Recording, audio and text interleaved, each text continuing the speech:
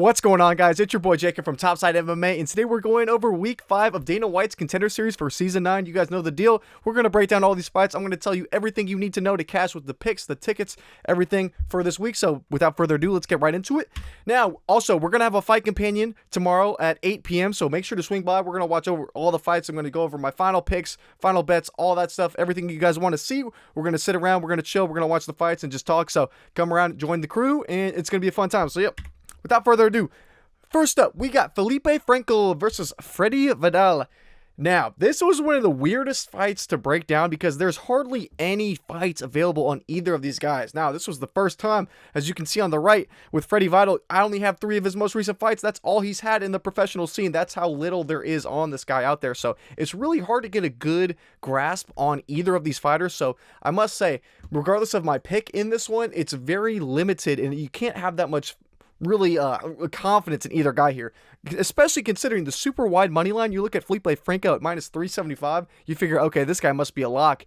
There's not a whole lot out there to really have any type of confidence for him too. And if you look at his promotion, he trains with guys like Gelton Almeida out in Brazil. And the thing is, he trains, or he fights exactly like that. He is looking for the takedown almost instantly, and that's what he's going to do in this fight. Now, the reason why I think he's such a big favorite is because Freddy Vidal, I wasn't hardly able to find any of this dude's fights. If I switch you guys over, this Felipe Franco, Freddy Vidal, the one fight I was able to watch of his, because I couldn't find any of this. I couldn't find his LFA fight. I couldn't find either of these two. I literally could not find anything out there on this guy. There was one or 2 tops that I was able to find. I forget which one, but the one that he got taken down and it stood out to me. I'm pretty sure it's this Jariel Cromartie in July of 2022. Now, right into this fight, immediately he gets thrown into this armbar position where he somehow is able to get out of it. That's why I think it was this fight, because it goes into the 3rd round.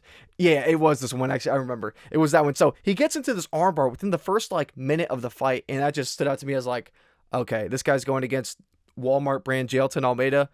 It's likely what's going to happen in this one. It's likely what's going to come to fruition. It's how I see this fight going with such little tape on either of these guys. Because you can see too with Felipe Franco, there's just not a whole lot I was able to really see from him. I can scroll down for you guys. Out of any of these fights, these demo fights, these are in they're in shopping malls. The one that stood out to me, it was hilarious, was the Murilo Mogalajais.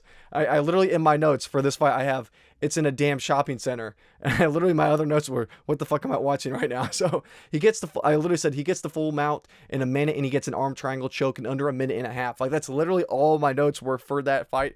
Can you guys see it on the screen too?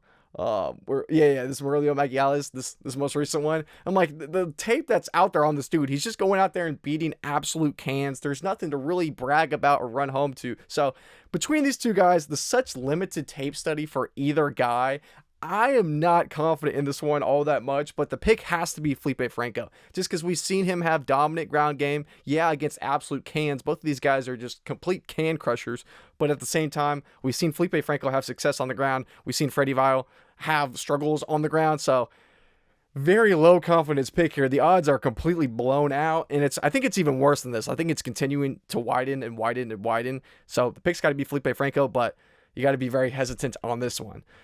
Now, next up, we got Chasen Blair versus Samuel Sanches. This is an interesting one, too, because Samuel Sanches, he trains out of the same gym as our boy Felipe Franco here. Now, they train out of the same gym with, Gelton Almeida. The thing is, though, I know some people are taking Samuel Sanches. I am not picking Samuel Sanches this week. I saw Chasen Blair, and that's the thing, too. When I do all my tape study, when I write down all my notes, I literally have pages and pages of notes I take on all fights, but especially these Contender Series ones, because it's really guys that I'm not very familiar with, even though we've seen Chasen Blair before. But for most of these guys, when I did all the tape study of both of these guys, I personally I had the line as Blair at a minus 140. That's how I thought this should be lined. So to see him be kind of flip-flopping, and I think he was a bit of a bigger underdog. I think this line is starting to tighten a little bit. But yeah, for me to be flipped on this line, it's probably going to be a plus EV bet for me. I probably will have a little something on Chasen Blair. I just like what I've seen from him so far. Now, if I take you guys over on his tape, let me see. Boom. Chasen Blair. Now you can see he had a fight with Cody Steele. If you go back and watch this, he's hanging. And I'm pretty sure he took this fight on short notice as well. I'm not 100% sure, but I'm pretty sure he did. And now he looked damn good. Cody Steele's in the UFC. He's a solid prospect. So to see Chasen Blair really go tit for tat on the strikes, he was winning in that second round too until he got caught with a liver shot. But I don't know if it was the short notice step up or what got to him. It kind of... He started to slow down a little bit, as you can tell, in that fight. But besides that liver shot, he was doing really well. It was super impressive. And I know Cody Steele is high enough of a level of competition to give me some confidence in him. Whereas if you look at Samuel Sanches, we can go over this. I was literally in my notes. I kept going over. I was like, oh my goodness, this is so damn bad. Now, make sure you guys can see all this. So, in his last fight against Evado Santos, he's 17-5. It looks on paper, you're like, okay, 17-5. This dude's really good. He gets an early shot. Look at my notes here so I can keep track of all this. He lands an early shot early on. He gets a TKO win shortly after. But then I went and looked at his record. We can pull this up. Make sure you guys can see this. Evado Santos. Now, you pull him up. This dude is not beating anyone special. He's beating guys with negative records, 0-0. His last win was a damn... ineligible. There was some this bout has been flagged for potential issues with legitimacy, with the record padding, severe mismatch. That's not a good look. And you look at this guy's record. Okay, he lost to Samuel Sanches 9-1. Then he's like, oh, he's just beating 0-0, 0-0. He beat a guy with a negative record. Then he beats anyone decent, 11-3. He's getting smoked, 0-0. He loses to, beats a 0-0, 19-14, 19-18. And if you go and look at these guys, yeah, some of these guys were positive at the time, but like this Tom Santos dude, you check him out now. Tom Santos, 12-16. So you're like, all right, how bad is this level of competition that this dude's facing? And that's the best looking dude that this Samuel Sanches guy even fought. So it does not give me a good look. And it only gets worse. It only gets worse. That's the first guy. That's a 17-5. After that, he fought Severino Nito. Make sure you guys can see that. Who was 7-7 at the time, as you can see, the time they fought. But now he's 7-15, and he's on an 8-fight losing skid. So pull this dude up. I'm like, okay, let's see what you pulled him up. 7-15. You can see his record, and then you look at his age. 38 years old. This dude's going out and beating 7-15, 38-year-old guys in Brazil. Like, how can you have confidence in this level of competition? That is not a good look. And the thing about this too is it took him into the second round to get the damn knockout. So I'm like, okay, and it gets worse. It gets worse. And then in his fight against Sergio de Jesus Santos, you can see, who was 7-11, he won a decision against this guy. And honestly, it was a close fight. It was back and forth. These guys were striking for all 3 rounds. It was pretty damn competitive. But the thing is, you look at this Sergio de Jesus Santos guy, you pull up his record. Now, he was 7-11 at the time. You pull him up, 7-13 now. You're like, okay, I mean, he's not terrible, but I mean, not a great record. And then you go and look at his recent fights. Look at this dude's skid that he's on. He's on a giant skid. And his only 2 wins, you look at this, they're illegitimate. They're flagged by Tapology for potential issues with legitimacy, insufficient evidence, or documentation. Who knows what the hell that is. But then you check these guys out. Miguel Trinidad, he beat the same guy twice. So I forgot about that too. You look at here, it's like, this guy's record is all losses, and it's just completely padded. They're all flagged. So it's extremely suspicious. It's extremely suspicious. And it's like, you look before those 2 fraud wins against the same guy, he was on a huge losing streak. So it's like that win doesn't hold much value either. And then you look at this Bruno Jutso guy, or Justo, check him out, like 10-6 at the time. But then you go to his record, 11-7. Look at him. He's 42 years old. He's beating up 40-year-olds. I'm not putting respect against beating a 40-year-old. It's like, come on, my man. He had a little bit of run against some guys in demo fight. It's like, oh my God. And that's the thing too. All this guy's fights, Samuel Sanches, he's fighting a demo fight. It's like one of the most layup organizations. But there are all these mixed match fights that these fighters really are getting, I don't want to say complete layups, but like they're getting fights that are made in their favor to make them look good from their gym. It's like these fights are not great looks. They're not great matches. And then even before that, so wait, yeah, we just talked about Bruno Jusso, and then before that, he fought Sergio Santos, who at the time was 1-0, but now you look at this guy's record, he's 1-2, and he hasn't fought since, I don't know how many years ago. He completely stopped fighting, 1-2. This guy hasn't fought since then too. I mean, Bruno Oliveira in 2024, so this guy hasn't really been active, very inexperienced. And then the one that stood out to me even more, you look before that, he's fighting Paulo Roberto. Check this guy out, 4-18 at the time that they fought. Now your boy's 4-24. It's like, you go look at this guy, you can't even find his age. There's nothing about him. Then you go and look at his record, and he's getting flagged for illegitimate wins too. It's like certain things. You check this out. Flagged by Tapology, not hard to fight international standards. I don't know what's going on with this guy, but this goes to show the level of competition that Samuel Sanches is having to fight against in his matches. Nowhere even remotely close to where he should be. And he walks around with this cocky attitude like he thinks he's so great. I'm like, brother, you are fighting absolute tin cans. So I don't really put a whole lot of weight on his fights. Where at least with our guy Chasen Blair, you can look at some of his fights. All right, he's fighting at Cage Warriors. That's a more legitimate organization than demo fight. So at least I can put some respect on these wins. And he looked really good in his last fight. You know, he looked pretty damn good. Got this guy out of there very, very quickly, rear naked choke in the first round. And you look at all his fights besides that Cody Steele fight, he's getting guys out of there pretty early. He's looking good against decent level of competition, not anything special. The one guy he lost to, this Ahmad Hassanza, if you don't know about this guy, he actually was signed to the UFC, but right before he was going to make his debut, they caught bro on some liking kids for, I don't want to get this video flagged saying some words, but he likes kids, got caught with a 14-year-old. So yeah, he's no longer in the UFC. He is awaiting trial. I will say it is an allegation because he hasn't been sent to jail. He's like awaiting trial. This is pretty recent. So I don't want to, don't sue me. I don't know if it's confirmed or not, but look it up. This guy's he's fighting this case right now. So who knows if he's guilty or not, but I don't know why he'd get hit with that type of a charge if he's not. But what do I know?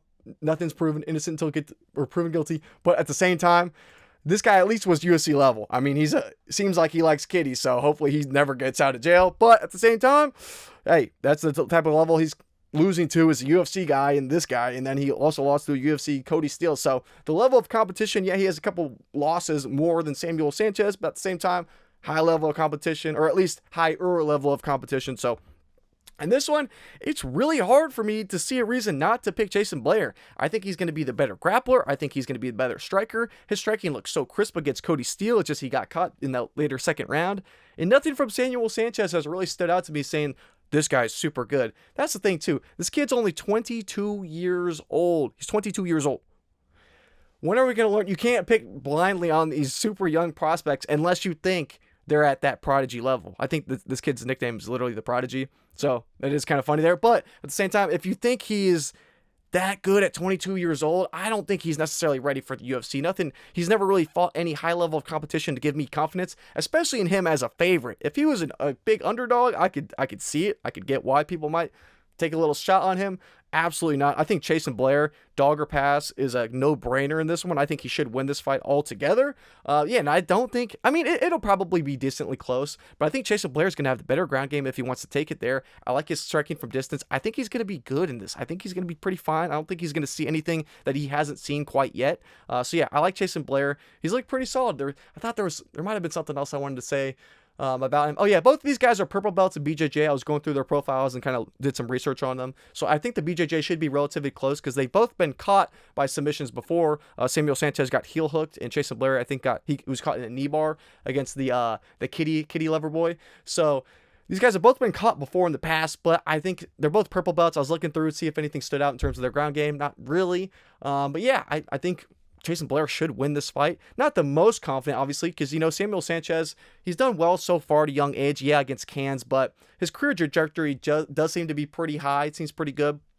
The one thing that does kind of concern me a bit about Chasen Blair is, as we've seen some fights start to progress on, if he can't get guys out of there super early, he does start to slow down a tad bit. So in terms of the cardio, it's going to be hard to tell which guy is really going to have an edge. That'll be interesting if this makes it to a third round. But give me Chasen Blair, man. Chasen Blair. I think he should be able to use his experience. He should be the better striker. I like the type of level of competition he's fought, and I think he should be able to get it done here. I think it could easily get him out of there early too. He's on a tear right now with these first round finishes, so I think he should be able to do the same thing here. It could go longer. I don't know exactly which round and what method, but anyway, I like Chasen Blair in this one. So next up, we got Cam Teague versus Lerryan Douglas. This is a pretty easy one for me to break down. I don't think Cam Teague's all that special. I think he's a brawler. I think he's tough as shit. He's going to go out there and go to war. But the second he fought a higher level of competition, it just crumbled for him.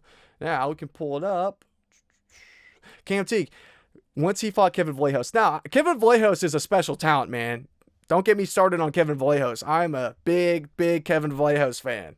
We We are Kevin Vallejo's fans. I love Kevin Vallejo. He's a funny dude and a solid fighter. I love his striking. He's a dog. But the second he reached that level of competition, he got just completely dominated. I mean, completely dominated. And it didn't give me any glimpse of hope as like, okay, he could hang, but he got caught. Kind of like, I'm blanking on, what's his damn name?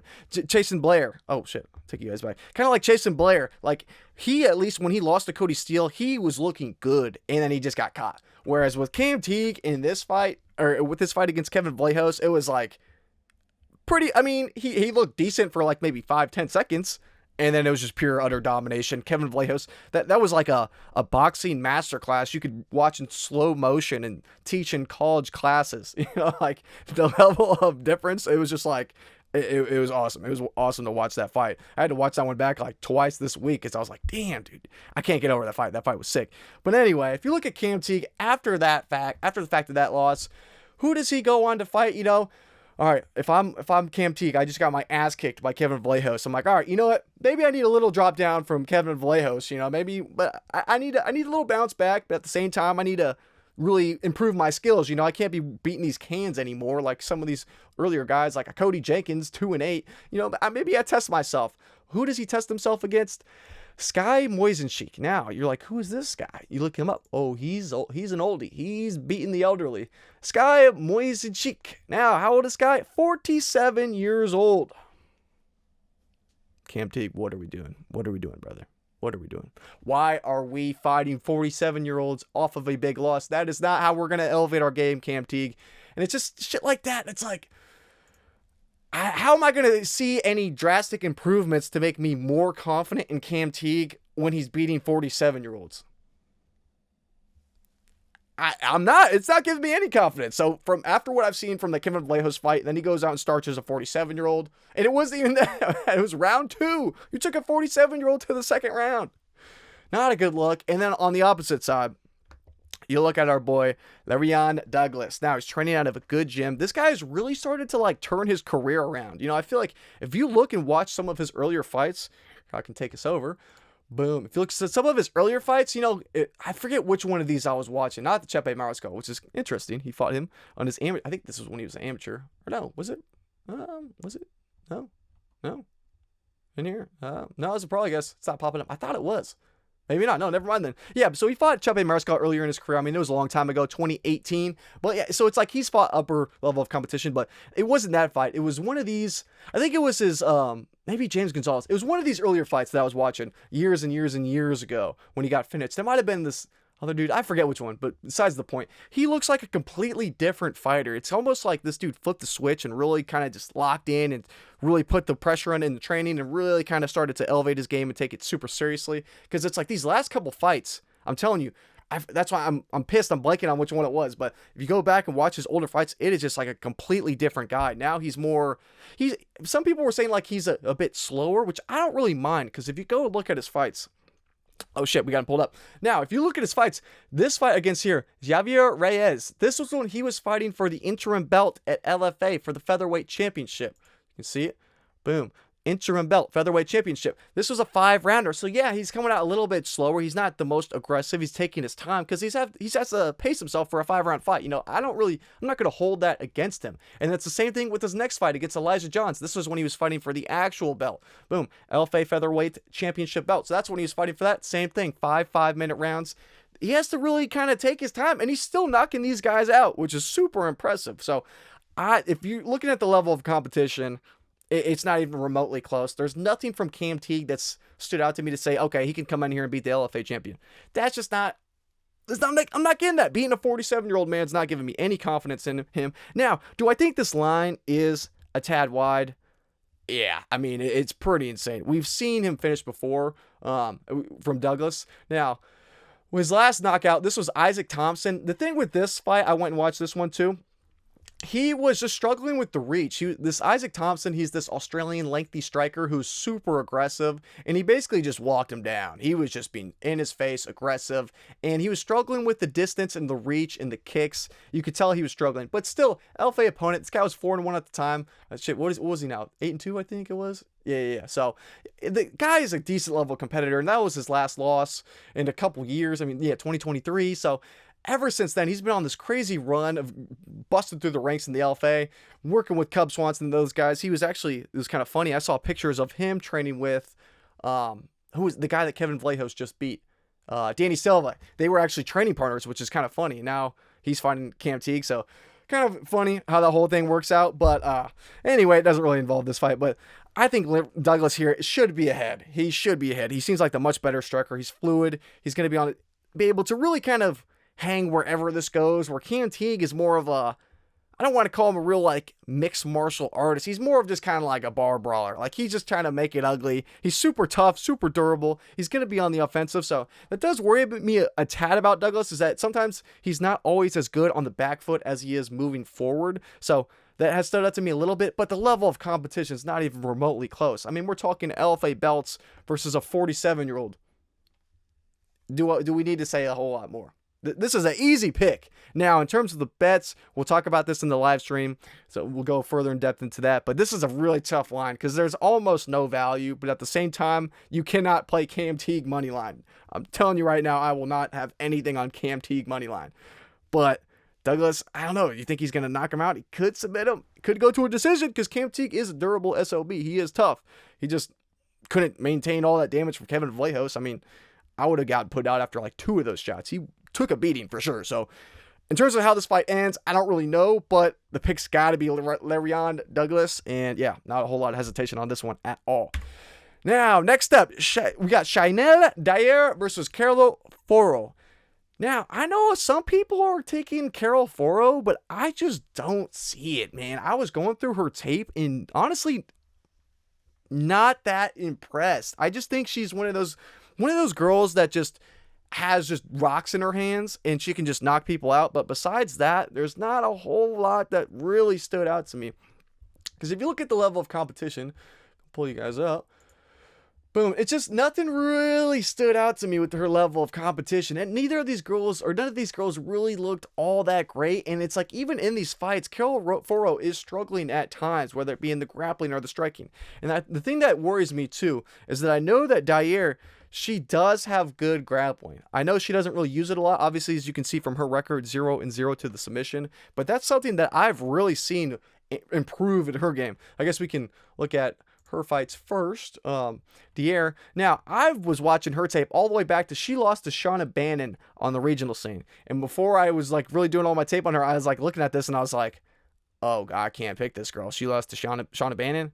Oh, I can't pick her. The thing is, though, I actually realized, sorry, I got a little A in that graphic. I just saw that, mess that up. But the thing is, she's 24 years old. She's 24 years old, and she lost to Shauna Bannon back in, what was that, 2021. So, I mean, like, she was just a kid losing to Shauna Bannon. So, I looked at that as like, okay, I'm not going to hold that loss against her. It was an amateur bout, too. I mean, like, that was when she wasn't even a pro yet.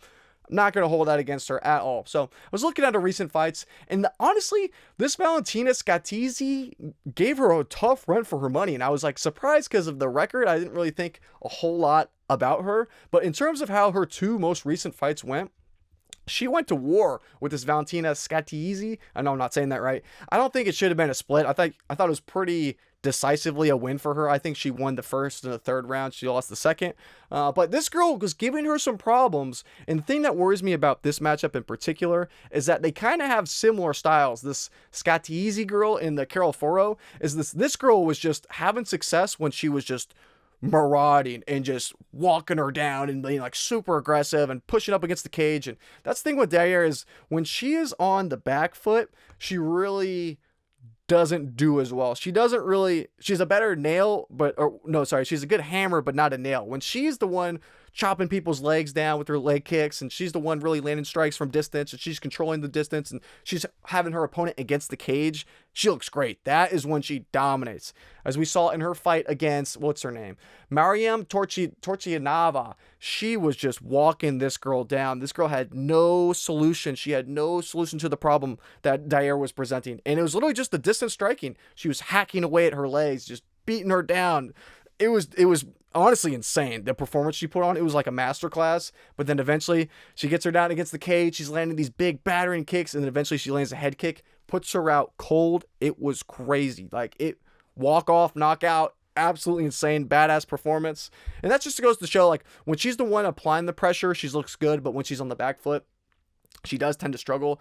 Kind of reminds me of like a female, like Israel Adesanya in the sense, like her kicks are insane. She's a lengthy striker, wants to keep her opponents at distance. But yeah, when she has people come at her with a ton of force and a ton of power, kind of like an Imavov, she's had trouble with that in the past, just like Izzy has. So, but anyway, yeah, I think Dyer, she's pretty good. Like I like what I've seen so far from her in her young short career. She's looked pretty damn good. She's doing well in PFL, high level stuff, and obviously the level of competition is not absolute world beaters, but at the same time, it's better than Carol Foro. You know, Carol Foro really just doesn't have the highest level of competition. This one girl, I was like looking at the records, and I was like, oh, like how is like the Sofia Esquer person? I was like, all right, 7-2, she's got to have a decent record. You know, I mean, there's got to put some respect to it. But you watch these girls fight, and I'm like, ooh, she does not look like 7-2 fighter. Did not really have anything to impress me. I was trying to find my notes for this one. I had, what would I have about it? Oh yeah, so Sofia Esquer's 7-2 record looks decent on paper, but she's just crushing cans. In her previous 8 fights, only one fighter had a positive record.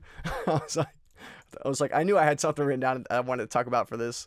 And I mean, it goes to show she's beaten 1-0, 0-0, lost to a 2-2, 0-0, 3-5, 0-3, lost to a 2-5, lost to a 2-5, not available, like 0-1. So it's like there's not really a whole lot to give me the respect that Sofia Esquer win. So I don't know. I don't want to say Carol Foro is bad because realistically, if they throw her against lower level fighters, she can knock out probably anyone. She can probably starch a lot of girls in this division. Do I think she does that to Dyer in this one? She could. It's definitely possible. I think these odds are actually super accurate. When I lined this one, I had it. What did I have? I had Dyer as a minus 180. That's literally how I lined this, is pretty much exactly to how it is. So this seems like a decent value play. I think she should be able to win this. I think she's just more technical. And the thing that stands out to me too, I don't think I talked about this yet, is that in Carol Foro, I forgot which fight it was of hers, but there's at some point she knocks a girl down. It was one of these recent ones. She knocks the girl down and she refuses to follow her to the ground. She tells her to basically stand back up. So that tells me, all right, she wants to avoid the ground. She wants to keep this a brawl. You know, she wants to strike. She wants to make it a war because she has power in her hands. That's the way she's going to win this fight. So for me, at least, that tells me, Shanelle, there's a clear path for her to win this fight. You know, Shanelle has a clear path. All right, this girl doesn't want to keep it on the ground. This girl does not want to grapple. Let's try. Let's implement the grappling a little bit. Let's take it there. Let's do some offensive wrestling, because previously in her career, Dyer didn't really have the abilities to do that. But as she's developed in her career, she's been able to really kind of implement some more grappling. It's really come to show like her game in that aspect is improving, because she has that Muay Thai base that she relies on, but it's been interesting and really cool to see that other aspects of her game kind of develop. And I think she'll be steps ahead of Carol Foro in this. So I think she's going to be able to control where this fight takes place, where she wants to keep it. As long as she doesn't get clipped with a giant bomb, I don't see her losing. I don't think she'll be technically behind at all in terms of the striking. She should be the better grappler here. I think the only way she loses this fight is if she gets clipped with some nuclear bomb, or does something stupid. So I don't think that happens. I think Dyer wins this. So I got her as a pick, and I wasn't torn about this one at all. I was pretty confident after doing all the tape, at least like in terms of which side I'm staying on. You know, I think, like I said, the line is pretty accurate to me, but no pick flipping on this one. Oh, now the last fight of the night, we got Anthony Guarascio versus Steven Asplund. I'm telling you guys right now, I'm not putting a pick on my Tapology for this fight for a reason. I don't think either of these guys are good. I don't think either of these guys should be in the UFC. I don't think either of them, I mean, one of them is probably going to get a finish. So one of them is probably going to get into the UFC. But my God. All right, I guess we could start off with heavy grabber on the left, Anthony Guarascio. Now, this dude is extremely green. He is very green. He has no fights at all, hardly. You can look down at the bottom. You can see the second time I've ever had to do this. There's no last 5 fights because he doesn't have it available. Now, pull this guy up. Anthony Guarascio. He's not beating the highest level of competition either. Now, this was the one win people were kind of trying to give him some credit for. But at the same time, it's like anytime this Bailey Schofielder dude has really increased his level of competition, he was on the Dana White's Contender Series. It's just he's lost. He's lost in the Contender Series, and he lost this... before Anthony Guarascio, it was this Danilo Vedlukin, the Ukrainian guy, last year. So it's like, anytime this guy's really stepped up his level of competition, he hasn't looked great. So I don't put a ton of respect on that fight. I'm like, I can't pick this guy purely because of this one win that he's had. And then before that, Justin Harbison, Jerry Waters. I mean, who the fuck is this guy? I mean, it's just like the level of competition is so piss poor. And it's like CFFC, not a terrible organization, but not like anything to brag home about. And at least like when you look at Steven Asplund, you guys can see this, at least he's getting some wins in the LFA. Like you look at his LFA run, he's 4-1 in the LFA. It's pretty impressive. There's a couple of things that, all right, I had this in my notes because I was like, the more I look into this, the more things that stand out to me. I got to be sure that we cover all of these. Now, the main points I wanted to make about this fight in particular. One, Guarascio is only used to using his hands. I was watching his fights. There were only 2 kicks thrown in his fights that I could see from him that I was like, okay, this guy is just purely a boxer. He's not switching it up. There's no real diversity in his strikes. So Asplund is going to go into this fight knowing, okay, I'm basically going against Mike Tyson. I'm going against a brawl. I'm going against a boxer who has a lot of power. But that's his only real way to win this. You know, that's the thing. I don't really see if there's any other ways for him to win. Now, in terms of the cardio, the picture of Steven Asplund I have on the right that's when he used to be 500 pounds. That's him on a jet ski. You can't really tell because it's zoomed in, but that's him on a jet ski. And yeah, he used to be a big boy, a 500 pounder. Now, a little fun fact, he had a little article written about him. This was him. Now, man loses 300 pounds to pursue dream of MMA championship. When I was doing my research on him, found this out. I was like, okay, we can talk about that. But anyway, this used to be a little tubby, but the thing that's interesting about this matchup is that he actually is going to have the better cardio. I was watching Anthony Guarascio and his fight against, what was his name? I don't think was it the Bailey Felder one? It might have been this one where he's like, yeah, it was like a minute in and he's death gassed. He's like, he gets the knockout and he's just like panting and huffing and puffing. I'm like, oh my goodness. The thing about Steven Asplund is, yeah, I mean, these guys are heavyweights. They don't have the best cardio on earth, but at the same time, Steven Asplund is going to have the much better cardio. We've seen him go to a decision before. So that gives me confidence. He can hang in the later rounds as long as he doesn't get starched in the first round. Because that's realistically the only way Anthony Guarascio is going to win this fight. I think he's levels behind in probably every aspect of MMA. He's literally training out of a garage, his own garage. That's where he trains. They were saying that. I was watching his tape and I see this, like the announcers are going like, yeah, he's training in his garage. You know, he's putting in that work. Who is this guy training with? He's training by himself. I don't know, man. I can't, that doesn't give me any confidence. Whereas at least I was doing some research on Steven Asplund. He's training out in Minnesota with, what's his name? Thomas Peterson. So I'm like, okay, at least he's training with some high level, or he's training with UFC fighter at least, you know, so at least he's getting some work in with training partners because they're both heavyweights, obviously. At least his training partners are in the UFC. At least one of them's in the UFC. So at least the training is going to be better on his end. He's going to be improving more rapidly, whereas Anthony is just training with his boys in his garage. Like, that doesn't really give me a whole lot of hope in Anthony here. Yes, he does have bombs and he has nukes in his hands, that it seems like, but if you go and look at some of his fights, they really don't. It doesn't seem like this guy has this crazy knockout power. It just kind of seems like guys like, I don't want to say they're lucky shots, but there were a couple of them. I forget, it was either the Justin Harbinson or the Jerry Watterson. I wasn't not able to find this Mike Johnson fight. I could not for the love of me find this fight anywhere. But it was one of these two. I go and look for it, and I'm like, when he gets like hit with the slightest shot, and then he's out. And then this other fight, I think it was the Bailey one, where it was a weird stoppage. It looked like the guy got knocked out, but then he kind of like did like a backwards like somersault or some shit and then popped back up. So like the fight could have kept going. Who knows how it would have been if that fight extended, because the guy got hurt, but he kind of was able to recover. But the ref at that point, he had already called it off.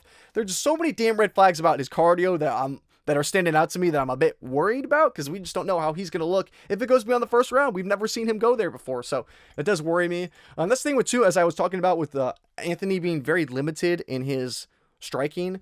Steven does have a good variety of strikes, punches, strikes and kicks. Like, he's able to throw his hands, he throws his legs. For a big boy, his legs can move pretty quick. And so, I mean, that kind of surprised me and impressed me about his game, is he does have a much more diverse arsenal of strikes in his arsenal.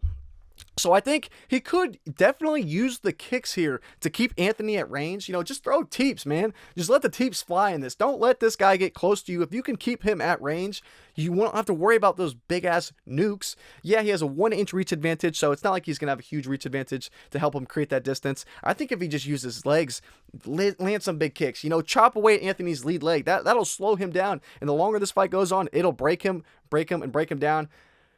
But I don't know if it'll get past this first round. I won't be surprised if Anthony just comes in here with some nukes, goes crazy crash out mode, and gets our boy Steven out of here. I will not be surprised by that at all.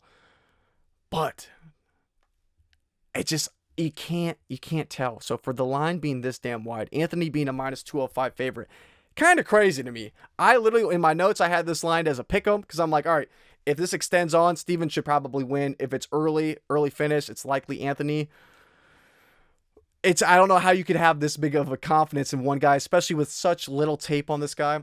The one thing, the last thing I'll say, because I know I'm rambling, and it's a pick'em in my eyes, so it's like, at a certain point, you just got to say, all right, I'm making my pick. I'm going to live with it. Who gives a shit?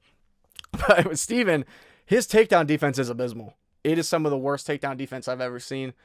And that needs to be pointed out. I feel like not a lot of people are talking about this, but it stood out to me as being absolutely horrible. I'm looking at my notes here. So, it's literally his last 3 fights. His fight against Raiden Kovacs.